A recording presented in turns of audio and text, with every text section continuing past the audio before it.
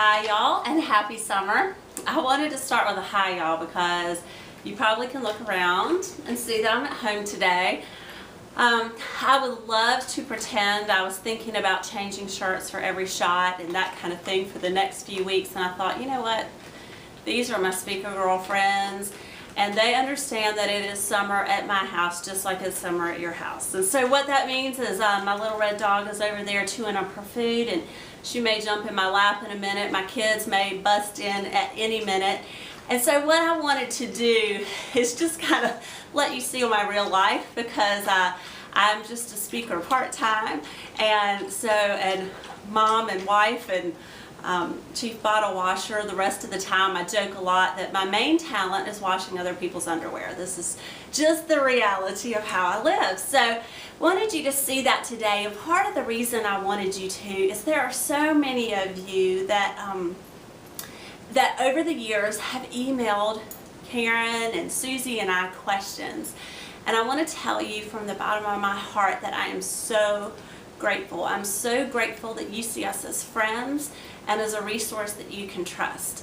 But I wanted to also explain why we can't always accommodate and answer those emails right away, and that's because we are grandmothers in Susie's case, and moms, and here my little dog's chained down there, and we're wives, and we're speakers, and we're writers, and we do church, we have church commitments just like you. And so what we would like to do is open up the opportunity for you to email us your questions, and we will answer them right here on this blog.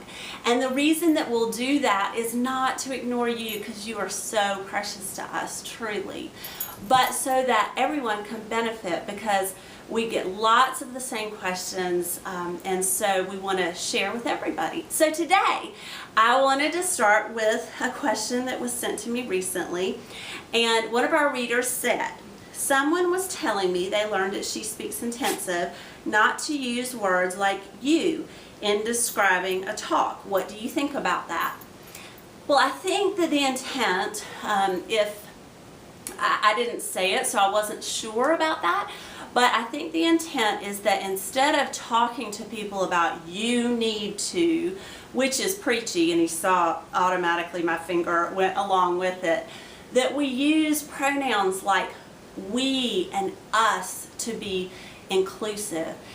One of the things that I've noticed as I'm traveling and I'm talking to attendees and also to event planners is I really believe that the days of the expert, the polished, professional, a little aloof kind of speaker, that those days are gone.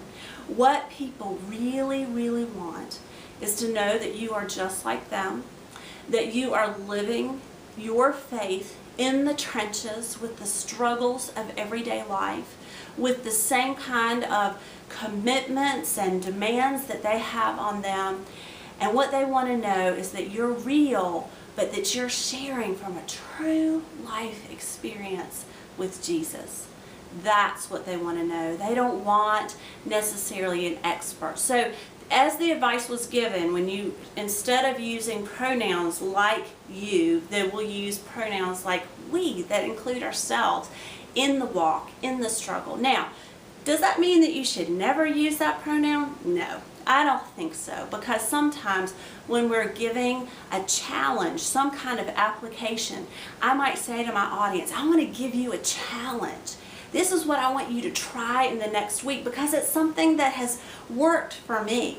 So we can still include ourselves whilst talking directly to our audience. So again, I think it's a matter of warming it up by including ourselves in the lessons that we're teaching. The other thing that I want to do in the next couple weeks is to give you one reason each week that people love using a coach. And this is not to toot my own horn, because just like I do with my speaking, I don't present myself as the ultimate expert, as a coach for speakers. What I do, I think, is to come alongside all of our Next Step Speaker Services clients. And that's how I want to coach. So one advantage of using a coach is having deadlines. If you're like me, especially during the summer, you have trouble completing things because there are so many other things demanding your attention, including that dirty laundry upstairs. So having a coach gives you deadlines where you have to have assignments into her, and so it means that you will set aside that time because you've already invested in your ministry by hiring a coach. Thanks. I look forward to answering your next question.